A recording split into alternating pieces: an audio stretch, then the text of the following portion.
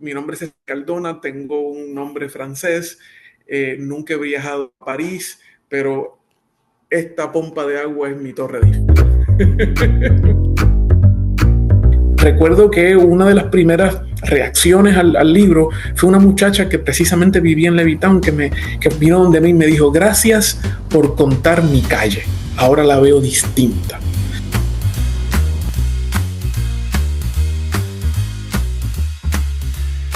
Pues particularmente la idea de que Levittown era una especie de llegada o una especie de sueño americano en el Caribe. Es decir, los que vivimos en el área rural, ya Dorado no es área rural, pero los que vivíamos en el área rural soñábamos con vivir en una urbanización, porque teníamos acceso, ¿verdad?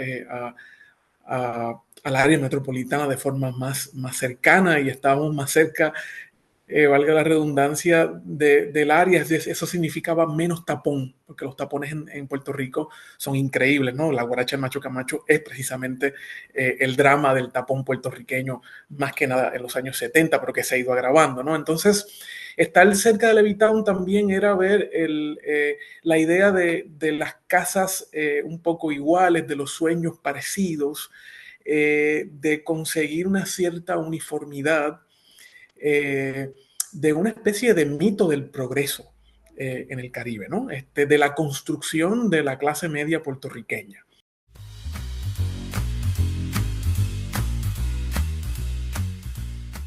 Cuando fui creciendo, fui entendiendo otras cosas de Levittown, que precisamente daban al pie con las contradicciones de esa clase media puertorriqueña que de cierta forma tenía una especie de desdén por la clase baja puertorriqueña o por el campo.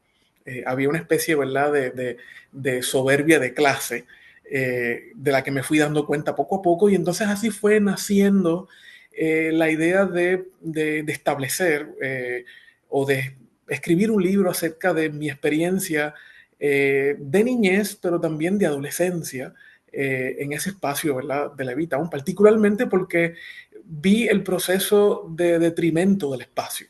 Vi cómo empezaron a abandonarse las casas, vi todos esos espacios, todos esos parques de pelotas abandonados, y me llamó mucho la atención, y hay mucha nostalgia también, y hay mucho coraje en el libro, ¿verdad?, atravesado por la humanidad de los personajes. Así que un poco es mi forma de pensar, de pensarme, ¿verdad?, como ciudadano de clase media puertorriqueña que no pudo alcanzar el, el sueño que sí alcanzaron mis padres, que era tener un trabajo estable, un solo trabajo estable, con posibilidad de vacaciones, con posibilidad de tener un carro, una marquesina, de tener un perro, ¿no? Un poco, ¿verdad? Ahí viene el sueño americano. Eh, pero mi generación, la generación que no pudo alcanzar eso.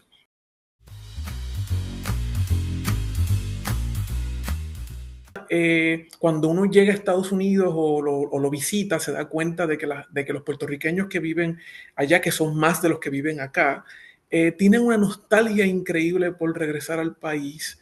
Y vivimos una especie de, como bien señaló Luis Rafael Sánchez, una especie de guagua aérea, en la que guagua acá, ¿verdad? Es yo sé que en Latinoamérica es distinto el concepto, pero la guagua, ¿verdad?, como un gran bus, donde se monta la gente, ¿verdad?, a moverse de un lugar a un lugar. Pues esta gran guagua aérea donde nosotros nos montamos un avión y nos vamos, tenemos contacto con la gente de allá, nos vemos todo el tiempo. Los que viven allá reafirman lo puertorriqueño, los que vivimos acá también.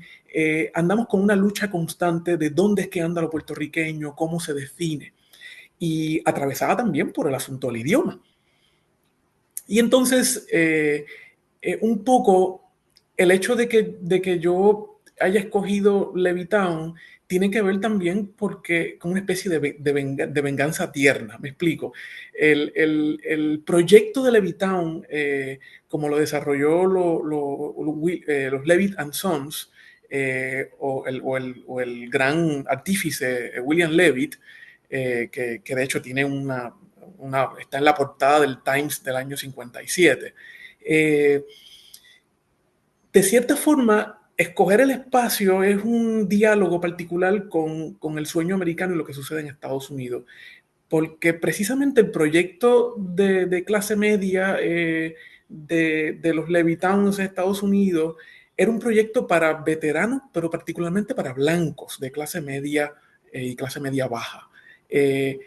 Los primeros, el primero se hace en el estado de Nueva York, luego hacen uno en Nueva Jersey, luego hacen uno en Pensilvania, y el cuarto proyecto es el de Puerto Rico.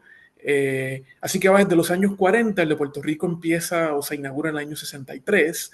Y luego hay dos proyectos más, uno en Maryland y otro en Virginia, y son proyectos muy similares, ¿no?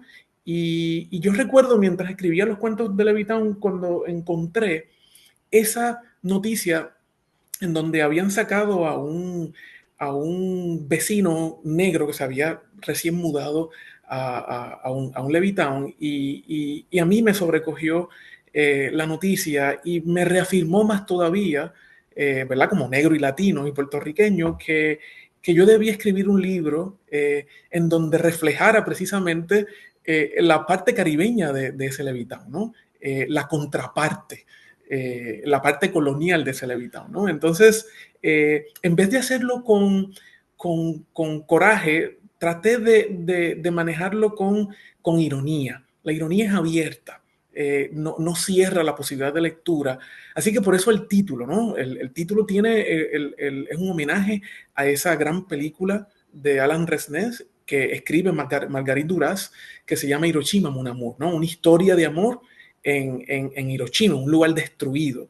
Y un poco el libro Levittown rescata eso, ¿no? Es posible encontrar o amar un espacio en el que ya la gente se ha ido, en el que las casas en donde que yo me crié, en donde me cuidaron, ya no están, en donde hay mucha gente que se ha tenido que ir, en el que, digamos, las rejas aquellas que marcaban las marquesinas ya están mohosas, en donde ya, digamos, es un espacio que no es necesariamente, ¿verdad?, un sueño ir a vivir. Y la respuesta es sí y no. La respuesta es irónica.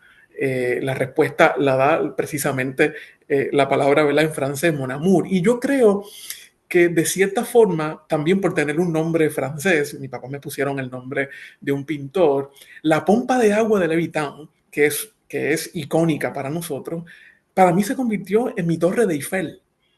Esa es mi torre de Eiffel. Así que fue la forma que yo encontré de tratar de alejar el cinismo y tratar de amar un espacio que me da de todo. Me da ternura y a la misma vez me da desencanto. Esas dos cosas están ahí. Y yo creo que los puertorriqueños estamos lidiando con esas dos cosas a la vez. Tenemos un pie puesto aquí, un pie puesto en Estados Unidos. Hay más puertorriqueños afuera que acá. Y por supuesto, es un libro que trata de reflexionar acerca de la experiencia de los suburbios en Estados Unidos de los propios puertorriqueños. Así que yo trato de jugar con eso, y de establecer, ¿verdad?, un nexo con lo puertorriqueño, es decir, con lo puertorriqueño en tanto y en cuanto nosotros como provocadores y creadores de nuestras propias historias, que queremos que también sean contadas por los puertorriqueños y los latinos de allá. Queremos que nos sientan no solamente como puertorriqueños con ciudadanía norteamericana, sino queremos que nos sientas que nos sientan allá como latinoamericanos, como hermanos igual.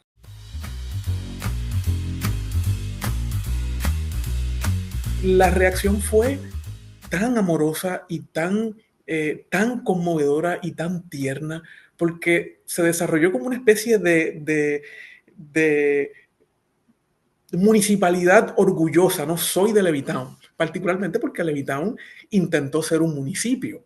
en cierto, acá un municipio es más allá que un condado en Estados Unidos, ¿no? Los condados allá son muy distintos acá, más o menos funcionan igual, pero aquí ser de un lugar implica una especie de nacionalidad dentro de la puertorriqueñidad, ¿no? Entonces hay por el asunto del béisbol, por el asunto del baloncesto, los deportes, ser de un pueblo y de otro implica una rivalidad deportiva particular. Así que hay una especie de entusiasmo municipal en Puerto Rico y yo no sabía que había tanta gente que estaba tan orgullosa de haber vivido en Levittown.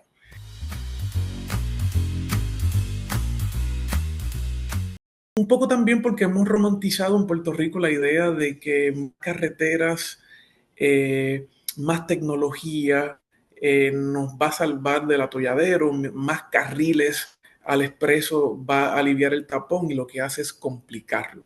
Mientras mejor sea el carro, eso no garantiza que se vaya a tener mejor vida, porque cada vez los carros están más caros y cada vez es más difícil que los puertorriqueños podamos acceder, ¿verdad? A una especie de comunidad, porque cada vez estamos más encerrados en nosotros mismos y un poco la urbanización es también, ¿verdad? Es como el epítome de la individualización al respecto, ¿no?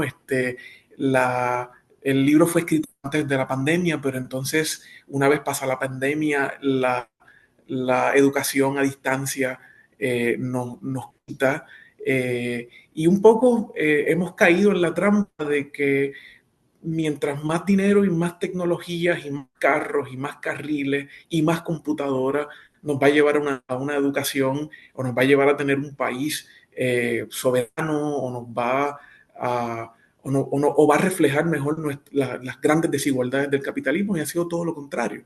Nos hemos arrodillado a eso, incluyéndome. Eh, hay un caso en Puerto Rico, ¿verdad? Que dentro del paisaje puertorriqueño ahora se ve eh, con más ahínco, pero antes no tanto. Aquí los grandes centros municipales y las plazas públicas están vacías, los moles, los lugares, ¿verdad?, donde hay tiendas, eh, han ido creciendo, pero también se han ido abandonando. Entonces, en el paisaje puertorriqueño está la plaza pública abandonada, está también el mall abandonado. Entonces, nuestro gran paisaje es ese, ¿no? Si uno se monta en el carro y pues yo voy de aquí, desde Dorado hasta la Metropolitana, vamos a encontrar de 3 a 4 moles abandonados, cerrados, farmacias que se fueron a la quiebra, casas abandonadas. Entonces uno dice, el progreso no necesariamente nos lleva a un mejor lugar.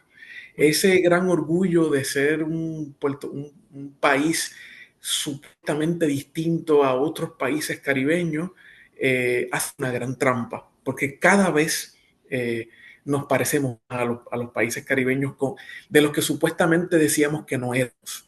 Ya no somos aquella vitrina ni la perla del Caribe como nos creíamos, es decir, esa arrogancia de porque tenemos eh, una capacidad económica de fondos federales nos iba a llevar a un mejor lugar. Ha sido todo lo contrario. La corrupción ha hecho que nos quedemos con menos. Entonces, un poco el libro es una forma de responder a ese desencanto que tiene que ver mucho con mi generación.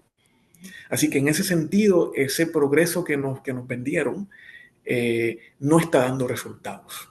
Ya no tenemos, nuestros sueldos no dan eh, y estamos tratando de lidiar con esa realidad cotidiana de que lo debemos absolutamente todo. Y por eso mis personajes están en plena crisis económica. Por eso el cuento arranca con un periodista freelance que no tiene dinero para poder enterrar a su papá. Para mí era bien importante que el libro arrancara con ese personaje, porque refleja muy bien los sacrificios que hemos hecho los puertorriqueños, sobre todo mi generación, para poder salir de la crisis económica. Y todavía no hemos salido.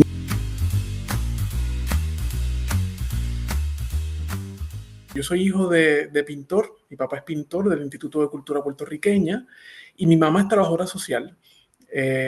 y soy hijo de padres divorciados, así que nunca tuve una casa estable, así que tuve que adaptar tanto la casa de mis tías maternas como la casa de mis tías paternas acá en Dorado y en Levittown, y así que me pasé de un lado al otro, ¿no? Pero a pesar de la inestabilidad, con una riqueza cultural increíble, mi papá por ser artista, pues tenía que relacionarse, yo me relacionaba también con artistas que en el taller de gráfica y de serigrafía compartíamos allá en el Viejo San Juan, en el Arsenal de la Puntilla. Eh, y pues en algunas ocasiones pues tenía que también acompañar a mi mamá y la lectura vino por ahí también. Mi mamá era una lectora voraz y fue mi mamá precisamente la que me introdujo a la lectura y hacía trueques conmigo mientras estaba en su oficina.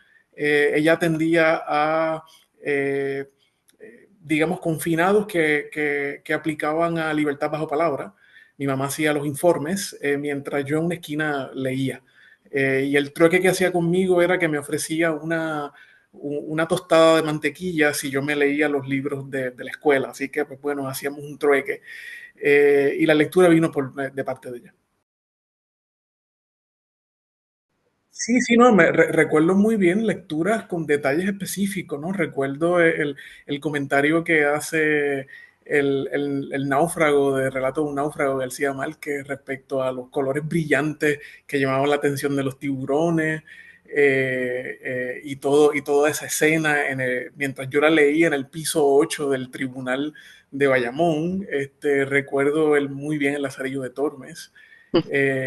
Recuerdo Y el viejo y el mar, que es una de mis novelas favoritas. El viejo defendiendo a su pesca de los tiburones, me parece, ¿verdad? Una lectura muy fresca que tengo conmigo, mucha literatura puertorriqueña.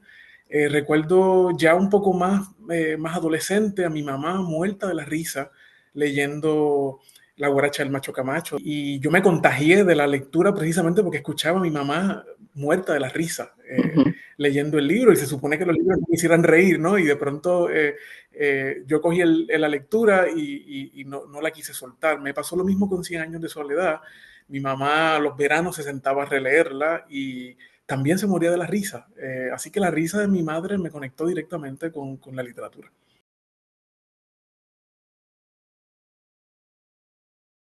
Yo viví con mi abuela, mi papá vivía en la parte de atrás de casa de mi abuela, yo iba a vivir ahí, pero mis padres se divorciaron antes, así que mi papá terminó de construir la casa, pero yo vivía más en casa de mi abuela que en casa de mi papá, y yo aprendí a coger guagua con ella, a rastrillar las hojas, a ir a la ferretería, a resolver el problema. Ella, como tenía cuarto grado de escuela, a veces se cansaba de leer el periódico porque le gustaba leerlo y me pedía que le leyera el periódico. Así que esa escena yo la guardo con mucho cariño.